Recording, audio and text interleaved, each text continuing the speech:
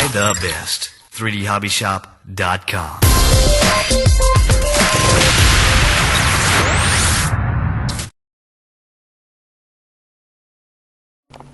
Hey guys, this is Josh BoneDoc Young along with my lovely wife In, who is at the camera. Today we're going to try to see if we could learn the Harrier maneuver. This is 3dhobbyshop.com's newest airplane, the Andrew Jeske Slick, co-designed and developed with Andrew Jeske, who's the 2008 XFC champion. So let's give it a whirl.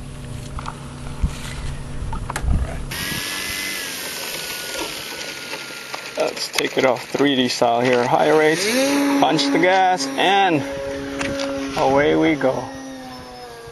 Alright, climb to a safe altitude and start by just pulling up on the elevator. That's it.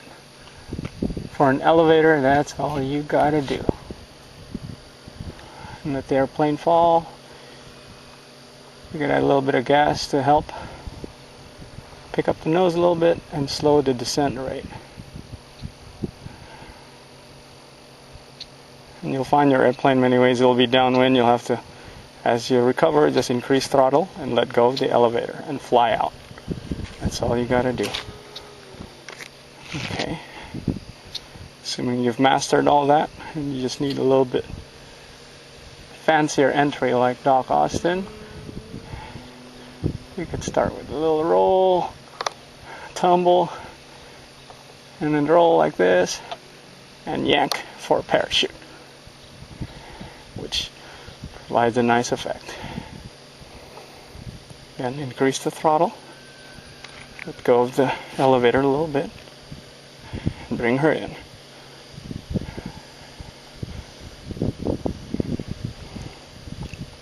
You'll notice that I'm putting virtually no elevator right now because there's about 10-15 miles an hour wind right here, so even at flight speed it's already Harriering. But as I'm making a right turn, I'll pick up the elevator more and the throttle also, because that's when the airplane will drop. Okay, that's how you make the wind correction. Anytime the airplane's turning away from the wind, you have to add more throttle and more elevator.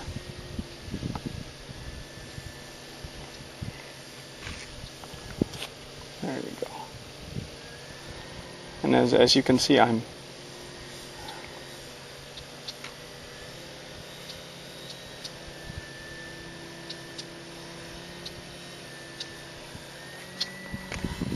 let's see. Try and make a left turn.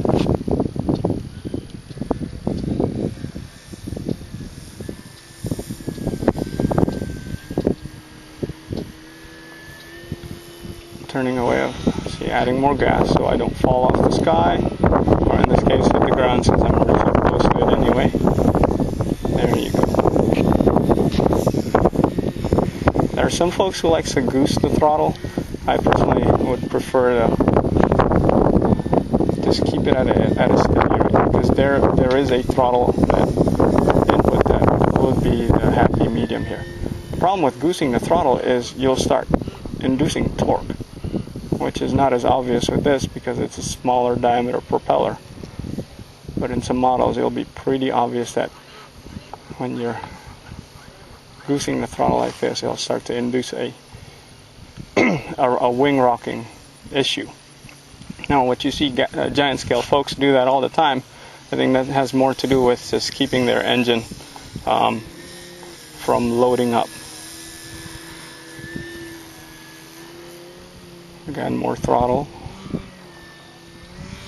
More throttle. Okay. For some of folks who are a little bit more advanced might ask, so how do I do a crosswind Harrier so that even when I'm flying crosswind, my Harrier is still straight? Well, your nose has to be pointed into the wind a little bit, like this.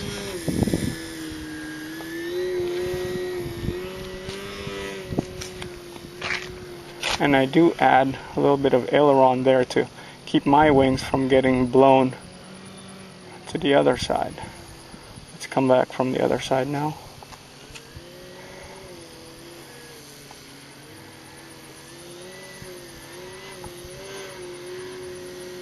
There you go.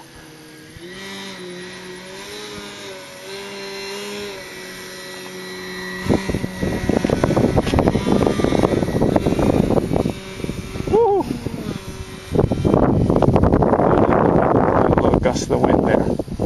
Whenever you become uncomfortable, the way to get out of dicey situation is to neutralize controls and punch out. See that?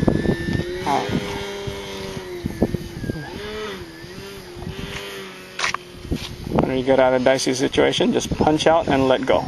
That's how you should do it. Don't try to overcorrect, because then you'll start making stupid decisions. But I see some folks who are learning how to do Harrier, their mistake is they start wobbling and overcorrecting.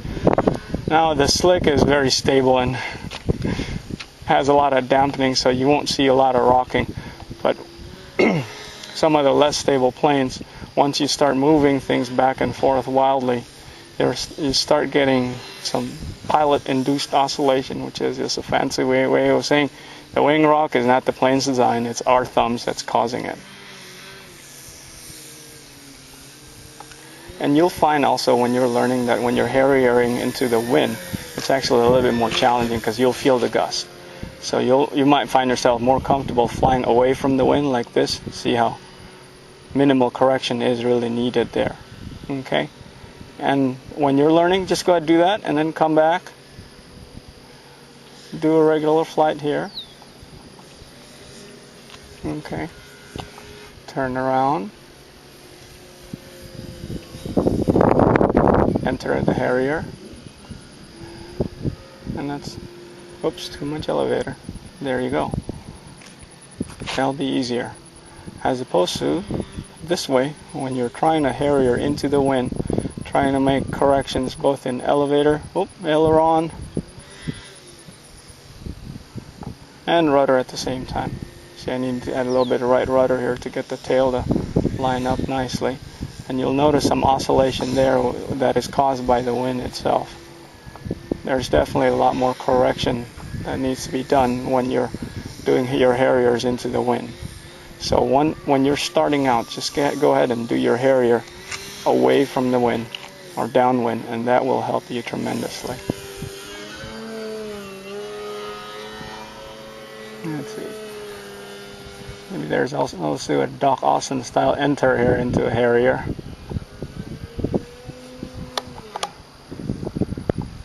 Not quite as impressive as the way he does it. There you go. Just let the airplane settle. Add a little bit of gas. Ease up on the elevator. There you go. You're in Harrier mode already. Okay.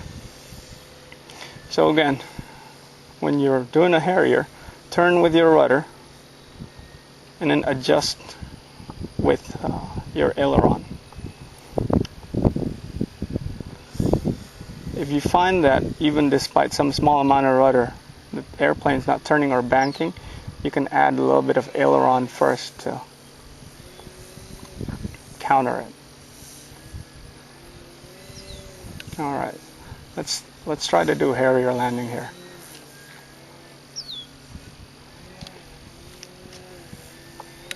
Before you want to try to pull this off, try to make sure you could get pretty comfortable, pretty low right here when you're doing your Harrier, and know how to make the appropriate corrections.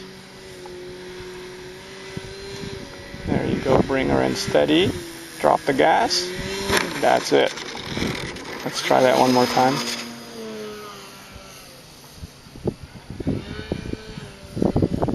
So you really want to score points on style. Even with the crosswind landing, crosswind Harrier, that's going to be a little bit more difficult.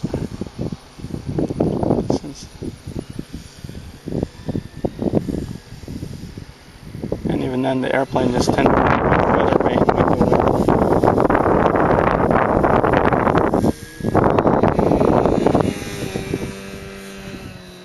A little bit of rudder. There you go. Getting ready. There you go. And there we go. Airplane came back in one piece. Couldn't be happier.